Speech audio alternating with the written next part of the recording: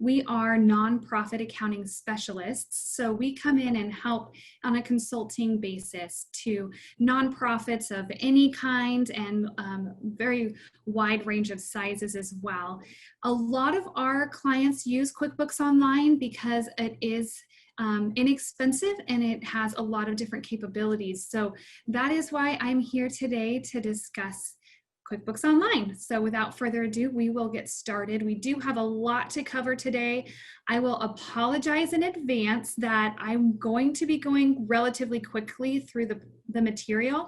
Now, Faustine tells me that this webinar is recorded and you will be receiving a recording in case you want to go back and see some of the items I'm going through relatively quickly. And then as I stated a little bit earlier, I don't know if everyone heard, there will be time for questions at the end. So if you have questions during the program, go ahead and put it in the chat. Faustine will be monitoring that and we will get to those at the end.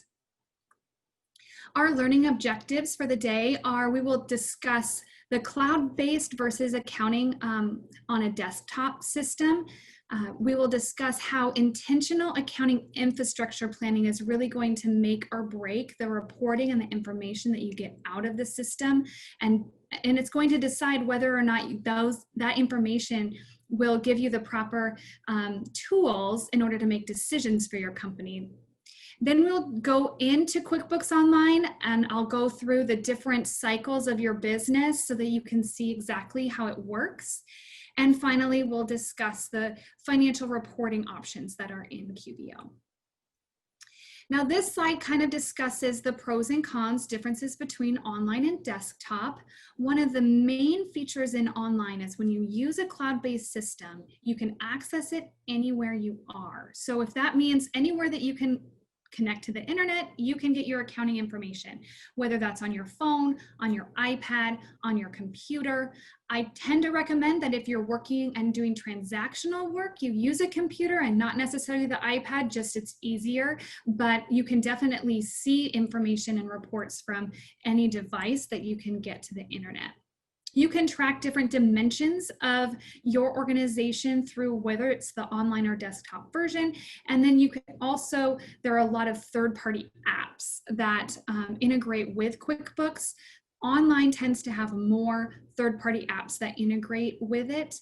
Desktop has some integrations, but not quite as many. The one thing to note is that you can import transactions in the desktop system, whereas you cannot import transaction items into online unless you use a third-party app to do so. So that's one thing to think of when you're deciding online or desktop. When we talk about dimensions and setting up your accounting system, I just want to take a little bit of time to discuss the infrastructure of accounting. And that really is the basis for being able to get the information that you need. We work hand in hand with our clients to set things up in a way that they'll be able to get the reports to make decisions. That's exactly what accounting is about. So your accounts, your chart of accounts is your basis of accounting. It's what sets up your double entry bookkeeping. Your debits equal your credits. All of your accounts come into that. So I would recommend being very intentional about your chart of accounts. QuickBooks Online will give you default chart of accounts, but I think that it's very important for every company to really think through what expense lines, what income lines do you want to track so that you can get that information out of the system appropriately. Classes are the way that QBO tracks buckets. So think big buckets of your organization, divisions that you want to track, different big buckets that you might want to see in your profit and loss reports. So our nonprofit clients use classes mostly to track programs versus general and administrative versus fundraising expenses. They really want to know how much of dollars are they bringing into their organization are actually going to programs. It's very important for them. Projects are more time-based buckets, smaller buckets of your organization. It's similar to the jobs category in QuickBooks Desktop. So our clients use it to track grants. It's a great way to track the PPP loan. And or if you have a customer project, you want to see if that specific project was profitable or if you lost money on it. It would help you make decisions going forward to decide if you need to change your contract in the future. Customers. Obviously, you have customers in your system. You're going to receive money from customers, but you can also track expenses by customers in QBO. And then if you do so, you can pull a P&L directly by which customer. What customer is making us money? What customer are we losing money on? And then locations, just another dimension that you can have to track. So do you have different locations, multiple stores, different things like that? Now, it is important to note that you don't have to use all of these dimensions. You can pick and choose which item works best for your organization. As we discussed, QBO has integrations such as bank feeds, so you can link your bank directly into QBO and all of those transactions will come into the system. Likewise, you can do the same for your credit card transactions. Unfortunately, we won't have a lot of time to go into the specifics of how that works, but just know that that's available and it's a very good feature that QuickBooks Online has. And then some of the other integrations include time tracking systems, AP systems such as Bill.com and Expensify Concur, and then CRM systems such as Salesforce. Now with that, we're going to jump right into the test drive and talk specifically about what we have available. So bear with me for one moment as I change the screen that I'm sharing. So now you all should be able to see Craig's Design and Landscaping Services. When you jump into QuickBooks Online for the first time, it might be a little bit overwhelming. And I just want to let you know that it is similar to, I've heard the analogy of a house. So you have a house, there's a front door, there's a back door, there might be a side door to a garden. All of those doors get you to the same place. And that's what you'll find here in QBO. There's lots of different places to get to the same feature. So don't get overwhelmed.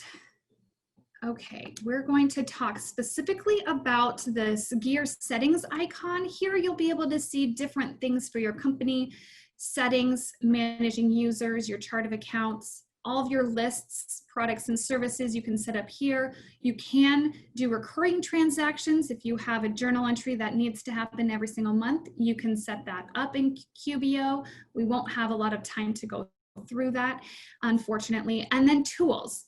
Reconcile your bank statements and budgeting. So this is the gear setting. Over here in the plus new area, you have, again, different buckets of items. So anything to do with customers, vendors, employees, and then some other items such as bank deposits and journal entries are here. Then you also have this side menu that can do very similar things. Expenses, whether it's vendors or expenses, sales, customers and invoices, projects, payroll, all of those things are here on the side menu. And you also have these shortcut items for a lot of recurring items you might do on a regular basis, quick shortcuts to some of those pieces. And again, if you link your bank account, you'll have your bank accounts showed right here, where you can see what is the balance in your bank versus what is the balance in QuickBooks. Now, this might not be exactly identical because you might have some outstanding checks that are in QuickBooks but are not in your bank balance. I'd like to go into a couple additional setting items. So I won't be able to go through every single setting item, but I really highly recommend doing so. There's so many different customizations that you can do in QuickBooks Online. For instance, here in the advanced area, I can go down here to projects. And if I decide that I don't want to track projects for my organization, I can simply click on the pencil, toggle this category off and hit save. You'll notice if we go back to the main screen, there's no longer a projects menu bar here. And QuickBooks does that so that you don't get confused if there's too many different options. However, it's also important to note that just because you don't see something as an option doesn't mean it doesn't exist in QuickBooks. It just means you might not have it turned on. So it's important to go in and look at the different options and decide really while you're setting up the system, what do you want QuickBooks to do for you? And always be thinking about where your company is now, but also where your company is going to be in 5 to 10 years. How do you see it growing? And set your infrastructure up in order to grow. This also in the advanced area is where you can turn on tracking classes or locations, just like we discussed earlier in that infrastructure, different dimensions that you can track. One tip that I'd like to show you is how to close the books in QuickBooks. So there are good things and bad things in every system, and the best thing about QuickBooks Online is that you can change anything, you can delete anything, you can adjust anything. The worst thing about QuickBooks Online is that you can change everything, you can adjust anything, and you can delete anything. So they have added this feature so that you don't accidentally change something from a prior period that you didn't mean to do. This is how it works. If you toggle on the close the books, you can say, for instance, I really don't want anything hitting last year.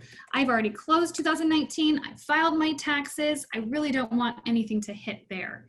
And you can set up a password so that anything you enter before this date, you would have to enter a password. You would have to be extremely intentional about it as opposed to doing it inadvertently. This comes into play a lot of times at the beginning of the year. How many of us have gone into 2020 and the first 10 days of the year keep typing 2019? It happens to me every single year. If we have this setting on, we wouldn't inadvertently enter something for January of 2019 when it truly is January 2020. Okay, moving on to we're going to go back into the gear because I want to show you the chart of accounts. Like I said earlier, the chart of accounts is our infrastructure, our baseline for our accounting system.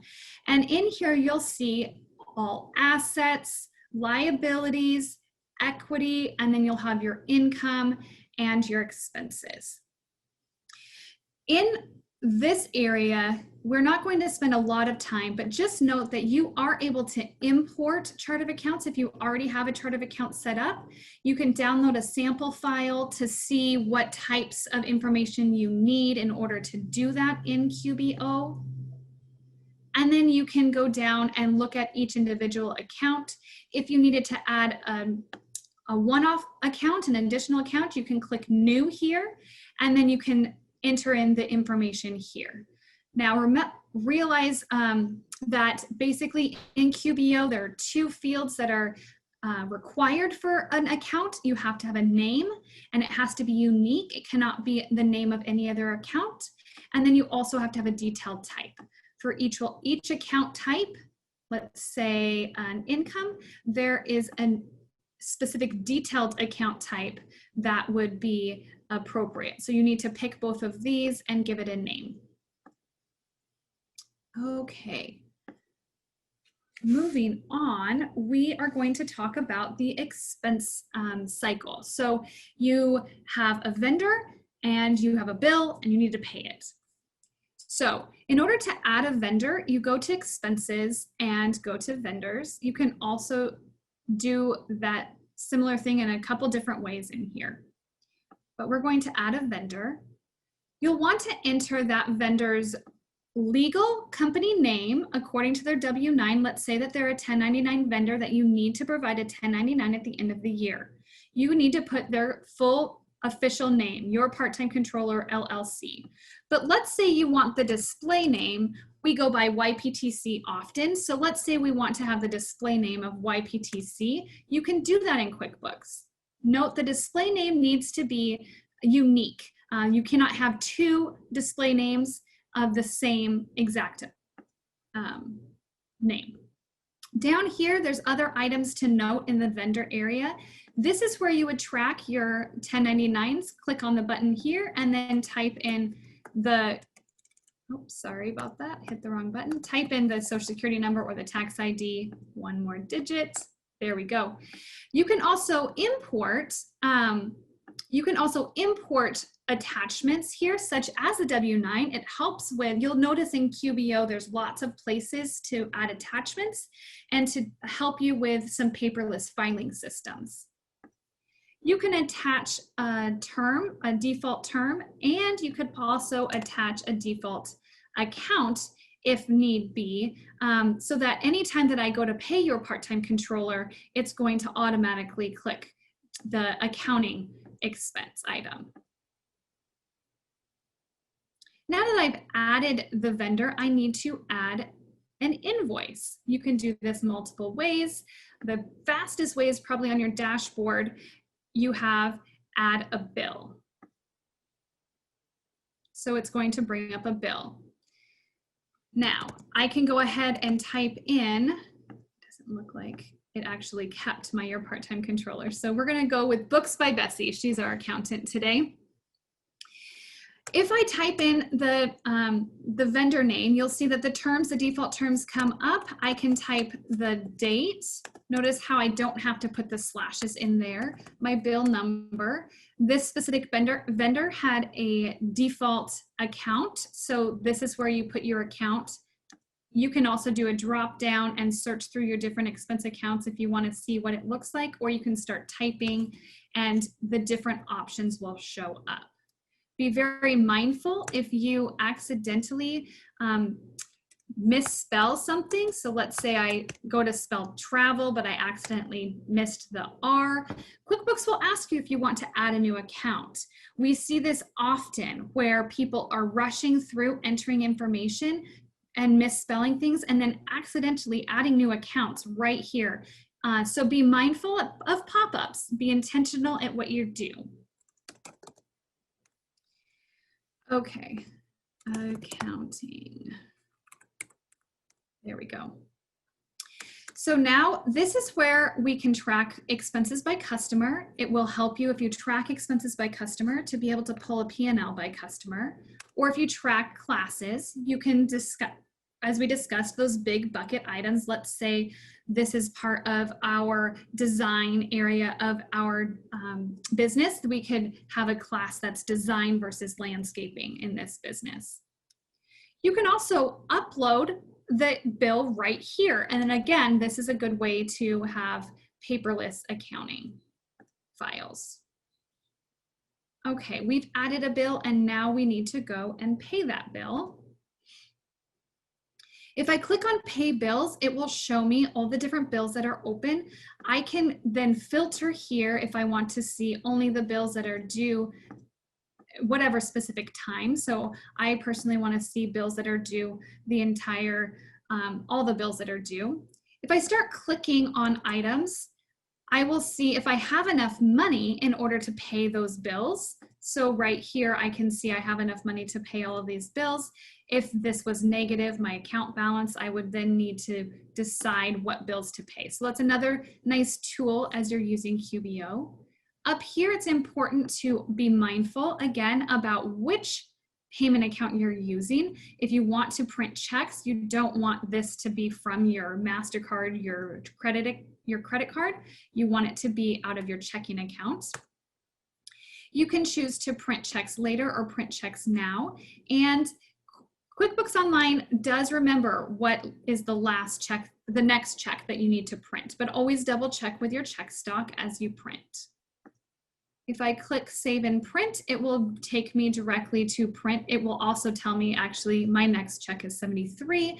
So I will want to click which checks I want to print, and then I can preview and print here. After you print, it's going to ask you, did everything print correctly? And let's say the first one printed correctly, but after that you had a jam in your printer, you can tell the system that, and it will know exactly what remaining checks you need to print after you fix that jam or whatever happened with the printer.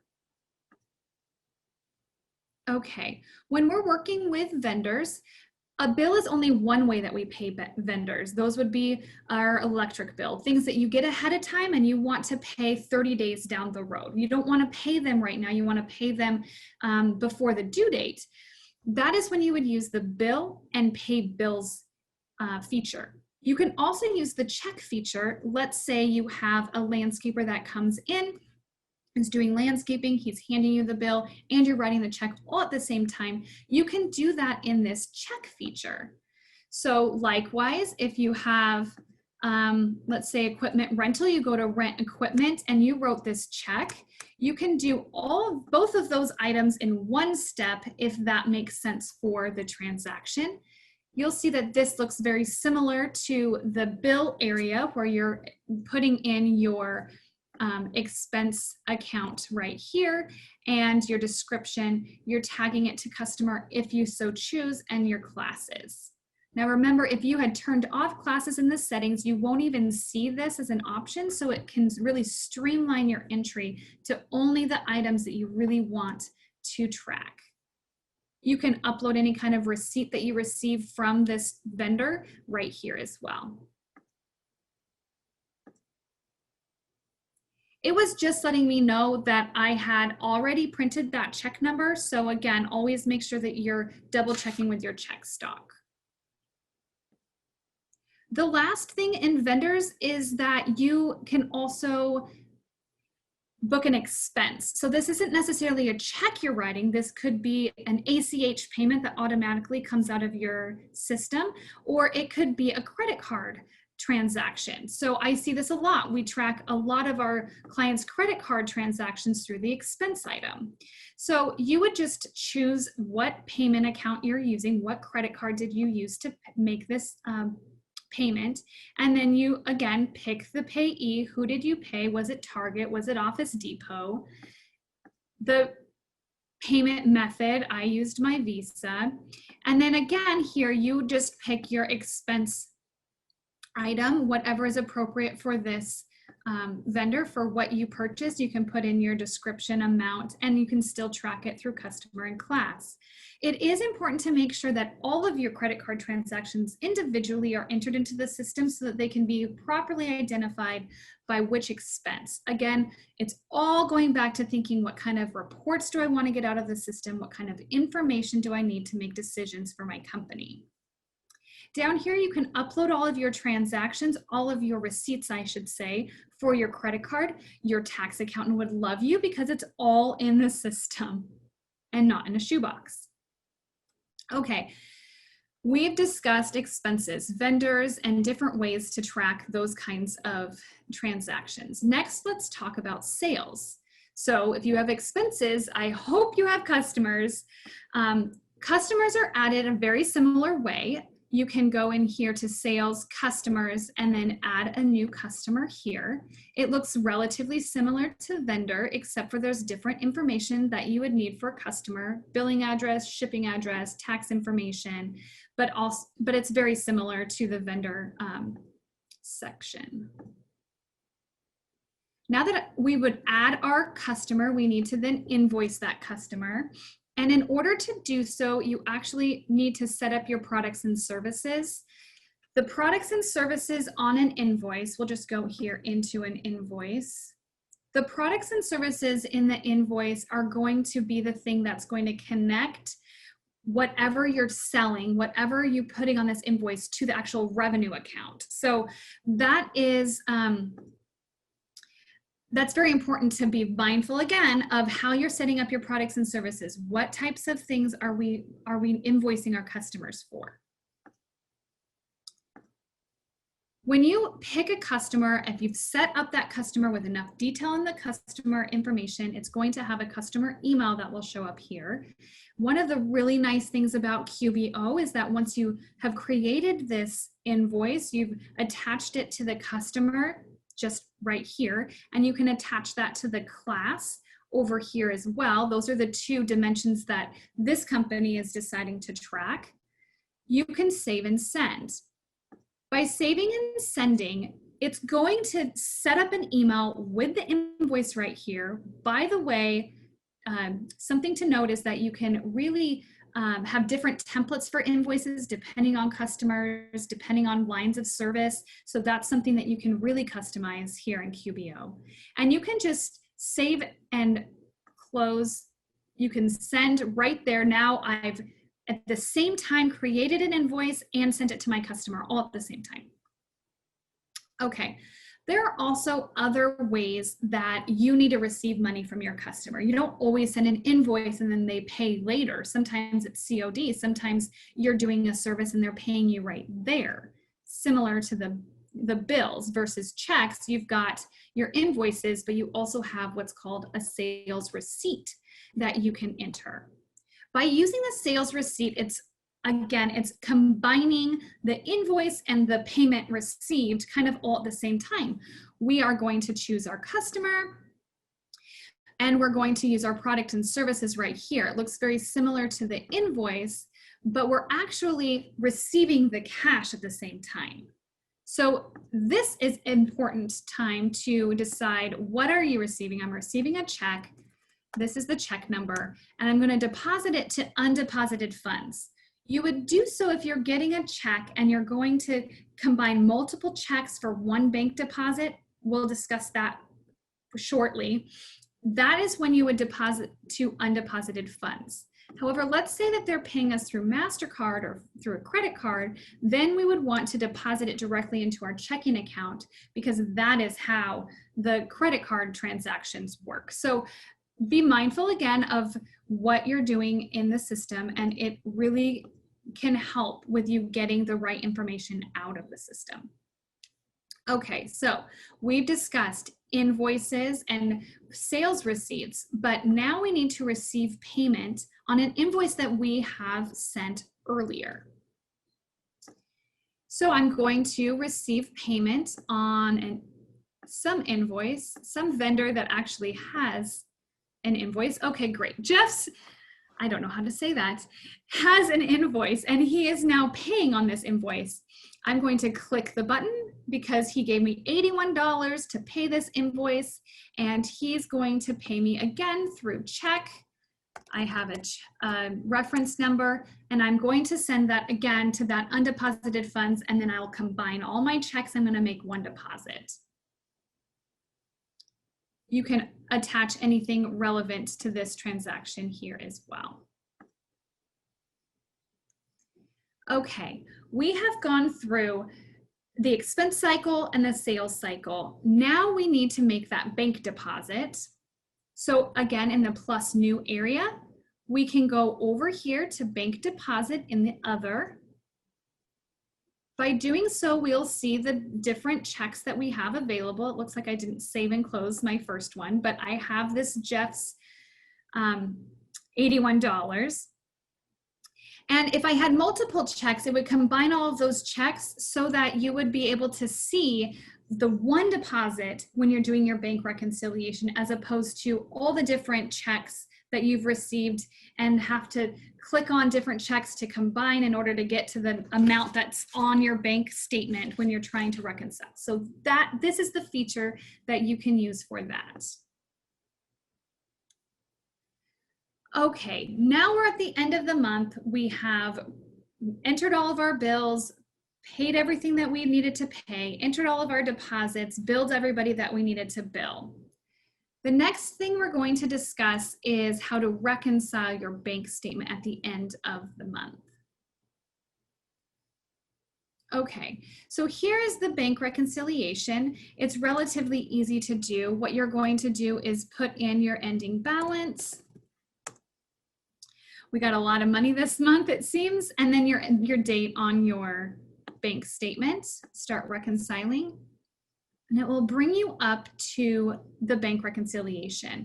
So a couple nice features here are that what I like to do when I'm reconciling bank accounts is I like to work one thing at a time. I'm looking at my bank statement. I want to just work at the deposits, and then I'll go on to the payment. So you can filter that really easily right here. And then I can click according to my statement. What are the things that I have seen? Oh, this deposit hasn't been received yet, but everything else has. Next, once I'm done with that, I can go to payments and I can just go ahead and go down the list and click on the different things that I've seen. You can sort however way you want to sort. So if I'm working on the checks, I might want to sort by check number because that's how it's located on my bank statement. I'm going to go down and say, oh, that one hasn't cleared, but all of these have. Next, you might want to sort by date if you are working on your ACHs to see if they can match to the date in the bank statement, and continue to click until you get to a green check. So this is solely for demonstration purposes. Do not do this at home. But once everything is completely cleared, you will get this green check with a 0 difference. You know that your bank account has balanced, and you can click Finish Now. And you can view your reconciliation report. I highly recommend reviewing the reconciliation report, especially the uncleared items. It's very important to know whether an uncleared deposit is truly a deposit that's going to come in. I mean, if I have a September 30th bank statement and I have a deposit that's open from October or August, what happened to that? Why didn't it get to the bank? Or is this a duplicate? Those are different questions that you get out of reviewing the reconciliation report. Okay, I know I've gone through everything very, very quickly. I also want to talk to you about reports though, because this comes into play when you've entered all of your information, you've balanced your bank statement.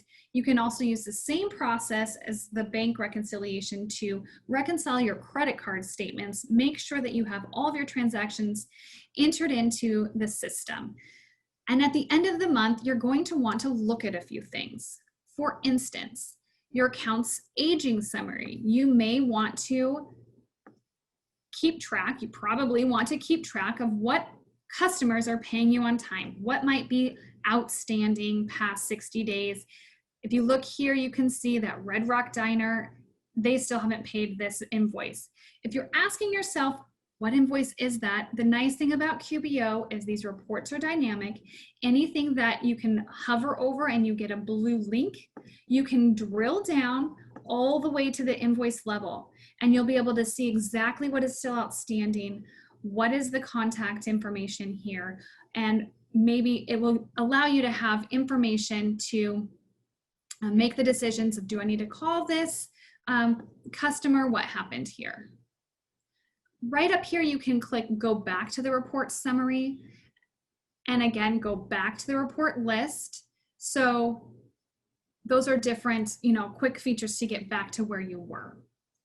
Another item I'd like to show you is that I know a lot of CEOs, maybe they don't want to see all of the different detail that their bookkeeper is doing, but they do want to see key items. So for instance, the AR aging summary might be something the CEO wants to keep track of, or the director of sales maybe. Click on the Save Customization and you can create customized reports. I've already created this group name. You can add new groups, but I've already created this group called CEO Weekly Reports. And I'm going to save this AR aging summary to that CEO Weekly Reports. And I'll show you what I can do with that. For this CEO, another thing that he wants to see is, what have I paid? What has the bookkeeper paid this month? As you can see, all of the different reporting options here in QBO, they're lumped with different categories. So business overview, who owes you, sales and customers, what you owe, and expenses and vendors. So I want to see this bill payment list. What did I pay this month if I'm the CEO, or maybe this week? You can customize a lot of things up on the top here. So I'm going to save this customization after I run the report to show just this week. I'm also going to add that to the CEO weekly reports, because as a CEO, our CEO wants to see that on a weekly basis. Clicking on the Back to Report list, I'm back here to the reports area. Another way to get here is simply go back to the side menu, click on reports, you get to the same screen. If I go to custom reports up here, I can see all the different custom reports. And I had already saved that AR aging summary, so I don't want it twice. And I can simply click on the caret, delete any item that I have done that to. Now, this is a really cool tips and tricks feature. I have these CEO weekly reports, but as the bookkeeper, I don't want to always be worried on Friday evening when I'm rushed to get done for the week and I'm trying to get everything done. Did I send that email to the CEO? You can schedule emailed reports that automatically get sent with whatever information you want to have on this email. So I want to send this weekly, every Friday, and I don't want that to end. I can also attach these reports as an Excel file to this email to the CEO. It's a very nice feature. So here I'm going to send it to myself and I'm going to hit save and close. This is now scheduled to send every single week for these items, key reports that the CEO wants to see. You can do that for any report in QBO. A couple of the other items I'd like to show you very quickly before we get to the question and answers is this profit and loss by class, profit and loss by company or by customer. You'll see here what I kind of meant by if you're tracking your expenses by your customers, you can then pull a P&L and see what is your net income by customer. In this sample system, they haven't actually been tracking the expenses by customers, so this report is not as useful. Because if you go to the very end of the report, at the end of all of the different customers, you have all of your expenses here in the not specified column. Again, this is where if you're intentional and mindful about what information you put into the system, you can get very good information out of the system. But if you're not mindful and you don't end up tracking the customer expenses or the expenses by customer, you would not be able to get this report as an effective tool for making decisions for your company. Going back to the report list, the next thing I want to show you is actually the budgeting system. So in order to enter budgets into QBO, you go back up to this gear item, and under tools, you have budgeting. It's very nice in QBO that you can enter multiple budgets. So let's say 2020 has thrown you for a loop and now you don't know how to plan for the future for your organization, for your company. So you've created a catastrophic, a likely, and an optimistic budget. You can enter all of those here. You can enter budgets by customer, budgets by class, budgets by year, or budgets by month. In order to do that, you click on Add Budget, and this is going to be my monthly budget. I'm going to do this for fiscal year 2021. I'm already thinking ahead. What does 2021 look like? I want to be done with 2020. And you can here decide that that interval is monthly. But doing this drop down, you can do either a quarterly budget or an annual budget, whatever you decide. So this is my monthly budget. I will do monthly. Once you hit the next button, then you will be able to see all of the different buckets that you can enter into, and it includes all of your income accounts and all of your expense accounts. So you can then save this budget, and then you'll see that I have multiple different budgets here. Once you add budgets to the system, then your budget to actual reports will show up in this business overview area. When you first get into QBO, you won't see budget to actuals, and you might think to yourself, how would I get, does it even do budget to actual reports? It does, but it's smart enough to know if you have a budget in the system. You can't do a budget to actual report without a budget. So if I click on this budget to actual report, I can then customize this any way I want. I, for this report, want to see this year to last month because I'm working on closing August. I can then run report, and it will show me, since this budget that I'm working on is the monthly budget, it's going to show me month by month, what was my actual, my budget, and my over, and my percentage of budget. But I can turn some of those off if I don't want to see all of that information. Again, run report, and you'll just see the actual versus budget. So like I said, they're very customized.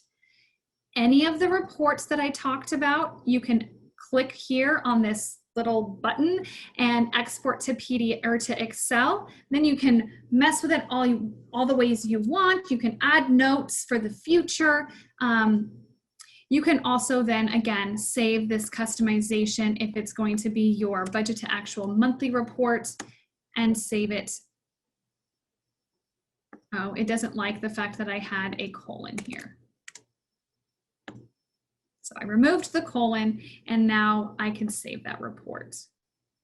Back to the reports list, I can now see that budget to actual in my custom reports. One remaining item is the star feature. So if I have, for instance, I want to see the AR aging detail actually as well, I can click on this star, and for whatever reason, the test site is kind of funky when it comes to this, but I've never seen an actual site be funky. So as soon as you click that star, it turns green, and then that report will show up all the time in your favorites. So I know that I went through extremely fast. I wanted to show you so many different things that QuickBooks can offer you in QuickBooks Online, but I'd love to open it up for questions at this time. Faustine, what kind of questions do we have? It's a little bit quiet, but we did have a question on covering payroll. Yeah, I'm not sure specifically what kind of in the payroll, but wanted to know if you would be covering payroll.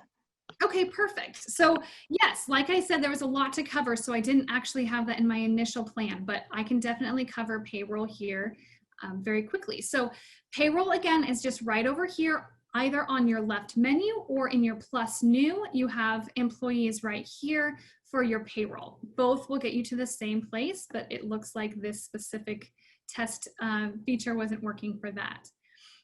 The payroll system in QBO, there's different features you can do. First of all, I'd like to tell you that there are third-party apps like Gusto and different third-party apps to use for payroll, or you can use the QuickBooks Online Payroll. It is a separate fee and a separate system to QBO itself. But just in QBO, you can add employees. And I don't know if it's going to actually let me turn payroll on in this test site. So let's see if it's going to give us a, there we go, perfect. So this is for QBO Payroll. Again, it's not your only option, but it is an option. You can go down here and click on this button. You can run a regular payroll or bonus payroll.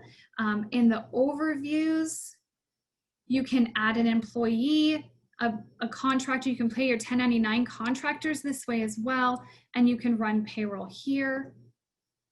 As you can imagine, payroll is extremely, it's complicated in itself, right? You definitely need more than an hour webinar to just go through payroll details on its own, but rest assured that QuickBooks Online Payroll, it does have everything that you need to track taxes, to track the employees' withholdings by state. All of that is a feature in QBO.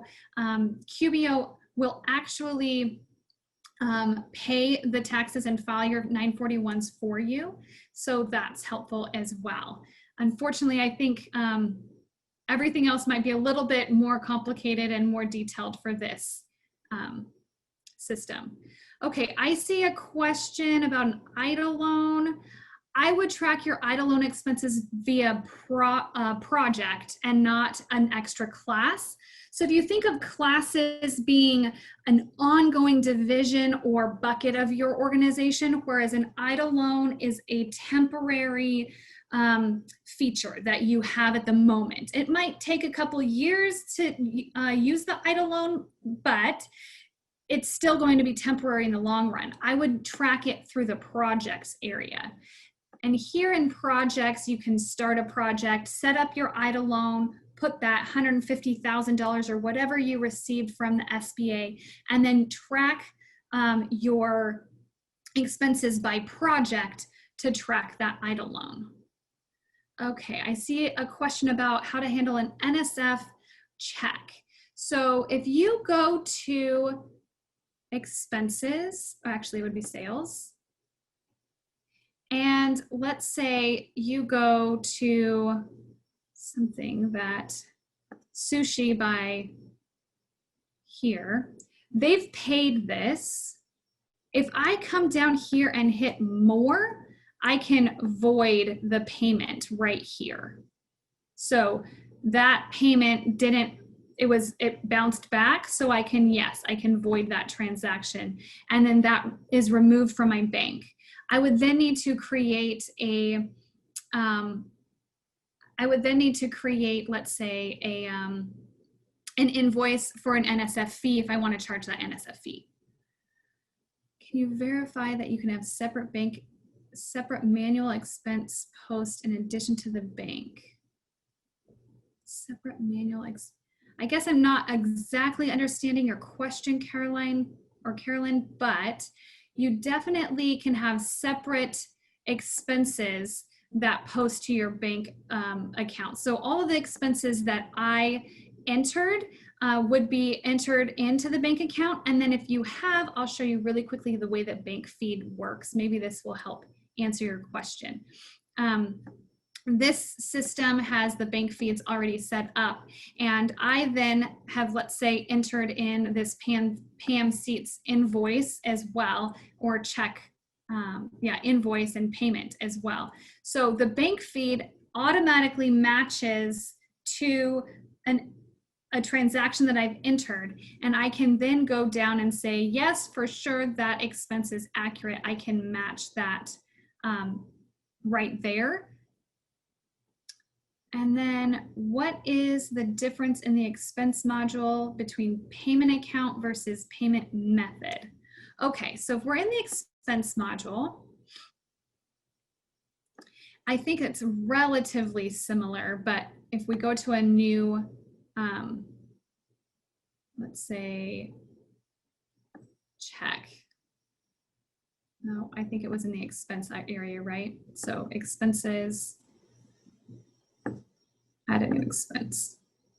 Okay, if I'm doing the expense here, the payment account is going to be whatever account it's going into. So let's say it's our checking account. That's where this, or going out of, that's where this expense is coming out of. However, the payment method, you can adjust this. It's one of the lists that you can change. So let's say you just want it to say cash, check, or credit card. You can remove all of these other options, and then you can just say that this expense I paid through cash, or this expense I paid through check. So that's kind of the difference there. This payment method doesn't actually do anything behind the scenes, whereas the payment account does do things on behind the scenes. It's the thing that is going to attach whatever this expense is to the specific chart of accounts that you're paying out of, whether it's your checking account or your credit card liability. So I hope that answered that question. Any other questions? I did have a couple questions that came in ahead of time, and let me see if I can answer some of those items. The PPP funds, like I said earlier, I would track that through projects. And then how to reconcile credit card transactions, you're going to do the same thing as bank transactions. So you'll pick your credit card account here. Let's say we're going to reconcile our MasterCard right now, and then you would have your credit card statement similar to your bank statement, and you're going to reconcile that here. It looks very similar to your bank reconciliation, and you can connect with all of the different items that are on your statement, and then you can reconcile it that way. Let me see. I'm just looking over here at additional questions. There was one question that asked about how to show write-offs. Okay, with customers. Okay, perfect. So if we go back to sales. Oh, and I have another tips and tricks to show you as well when we're done with this. So at sales, let's say I have invoices and I have some overdue invoices. So this specific invoice from Freeman's Sporting Goods, it's overdue by 44 days. This one's, we're not going to see it. So if I go here to this drop down, I can go ahead and void right there. And you're just basically writing it off. It's going to do the opposite transaction by voiding that, that invoice right there. Let's see if you can double click into it as well. There's another way to do it. So if you're looking at the invoice itself and you need to go down at the bottom, you can void right here. I wouldn't recommend deleting it unless you had entered a duplicate, because deleting is not going to show that it existed. Whoa, sorry, I had a timer to make sure that I didn't go over. And so the delete is not going to keep the history, but the void will. You can also create recurring invoices right here. So if you want to every single month charge the same exact amount, you can schedule a reminder, or you can just automatically send that invoice on a monthly basis if that's how your contract is set up. So that's another key feature. And then up here, I also want to show you that these graphs, they look like visualization graphs, but they're also quick ways to filter what you're looking at. So for instance, I want to see only the invoices that are overdue. I can click here and it'll only show me the invoices that are overdue. And the same thing with the not due. Those are the invoices that are not quite due. So if we close one of our business bank accounts and we end up depositing that to the next. Okay, so you would go ahead and you can do a couple different ways. If you go to the plus new area over in this other, you can do a transfer in your QuickBooks to transfer that, basically attach that check as a transfer from one bank account to another. You definitely want to set up a new chart of accounts for each bank account in order to properly track it. And then in addition, when you set up a new chart of accounts for a bank, there is the ability, if you want to add a beginning balance, and you could also do it there, whatever works easiest for you. Okay, writing off a portion of an invoice.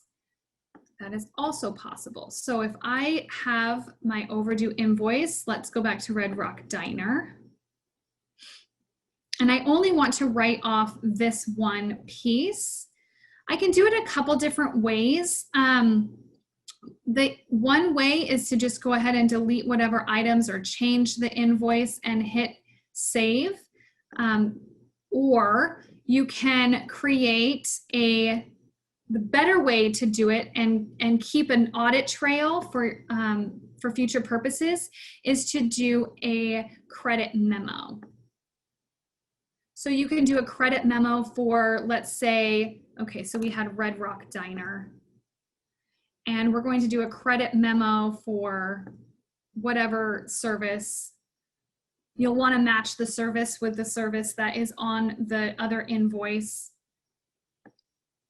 And we only want to give them a credit of $10, let's say. So you can save and send, or just save and close if you don't want to send them an email about that.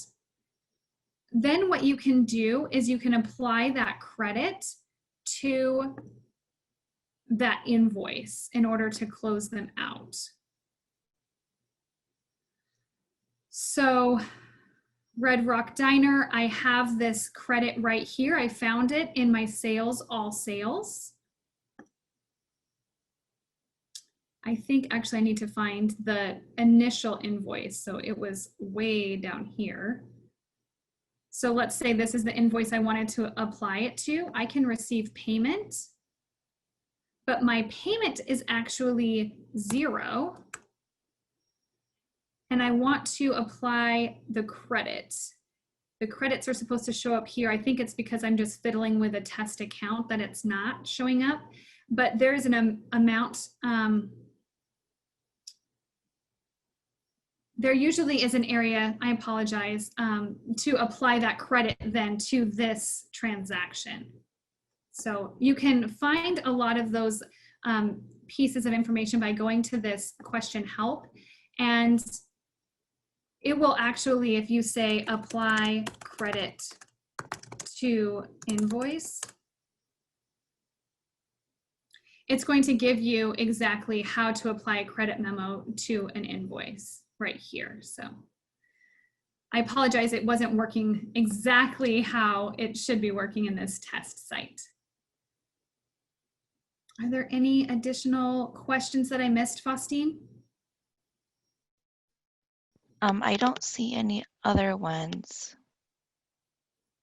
Okay, another thing, since we have a few more minutes before we're done, I do want to show you this business overview. So up here on our dashboard, we have a couple of different toggle options. This is the Get Things Done option where you can see your bank account and you can see all those different shortcuts that I showed you.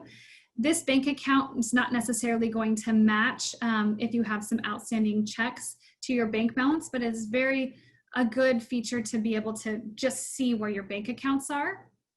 This other business overview tab is also very helpful because you can see visuals of exactly where you're at with your invoices, expenses, sales, and profit and loss. So I just wanted to show you that very cool feature as well. So when you're going to set up a project, I see a question come in about how do you set up a project for PPP and for EIDL loan. You definitely are going to, you can't double dip, right? So we're not going to have our EIDL loan expenses be our PPP loan expenses. They have to be separate projects.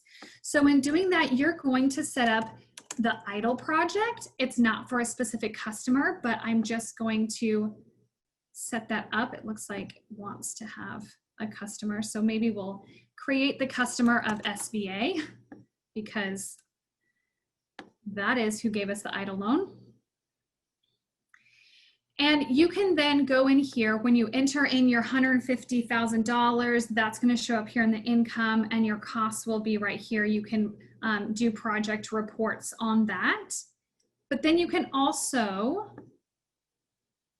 add a new project by going back to the project screen and click new project for your PPP loan.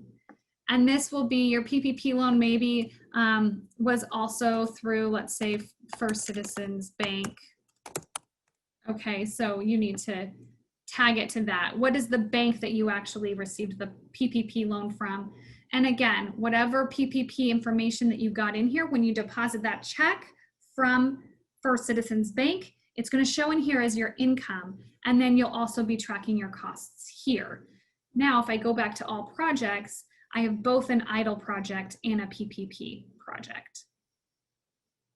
How do you transfer information from Square or Excel? Okay, so if you have information in Excel that you need to get into QuickBooks Online, there are different ways to do that for different things in QBO. It's one of the limitations of QBO that you cannot import items directly, let's say from Square in an Excel spreadsheet. You can't upload those transactions into QBO without utilizing a third-party app. So you would have to find an app that works for you and upload it. However, Square is one of those third-party applications that integrates into QBO. So you just need to turn on your QBO and Square integration and make it so there's different ways to integrate, right? You've got integration from Square into QBO, and you have integrations from QBO into Square. So be mindful at those kind of integrations. Is it appropriate to do a two-way integration or just a one-way integration? With Square, I'd recommend doing a one-way integration. You just want your Square transactions to get into QBO without you having to enter all of them. And you can do that through that integration. If you have an Excel file, for instance, you can import data for specific purposes. You can import bank data if your bank doesn't specifically feed into QBO. Let's say you have a local bank. You can import all of these different items, your chart of accounts, products and services, if you have it all set up, customers, vendors, but not, unfortunately, not specific transactions. Okay, what do you do with a check that you received from a vendor? So you're going to, I apologize if I missed over that, you're going to go a check you received from a vendor. So maybe a refund. You can click here on vendor credit, and you can enter that vendor credit here, or you can, it's an actual check.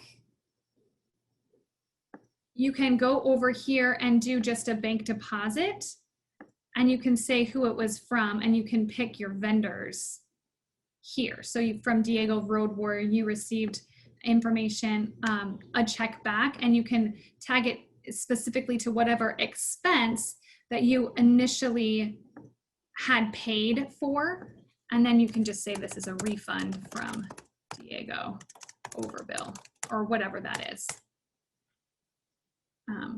for $100. Okay, one more question. To enter a credit card charge, do you use the create check feature? No, so that's a really good question. You are going to use the expense feature. So in this expense feature, you're not actually creating a check. There's not a specific check number that you have, but you are, you do have an expense that you need to put to a specific expense account. So the expense feature is where you would tag that to, let's say you went to Target and you used your Target Red card. Well, you would want to add a Target Red card here, or whatever credit card that you use. Again, you want to have a different chart of accounts for every credit card and for every bank account that you have. It helps you so that you can reconcile that, and then you can pay directly out of that in this transaction area. So use the expense, and then you can just enter in all of your information here. You can even upload your receipt that you received so that you have everything in one place. Okay, I think that we are basically finished. I do want to share my contact information. If anybody needs that for the future, feel free to contact me. And at the same time, if you know any nonprofits that need accounting work, please send them our way and have them reach out to hello@yptc.com or directly to my email. Thank you so much, Deanna, for this wonderful information. Hope everyone's questions got answered. I know it's a lot of information, a lot of questions too. Please reach out to Deanna if you do have any further questions that you can think of after this webinar.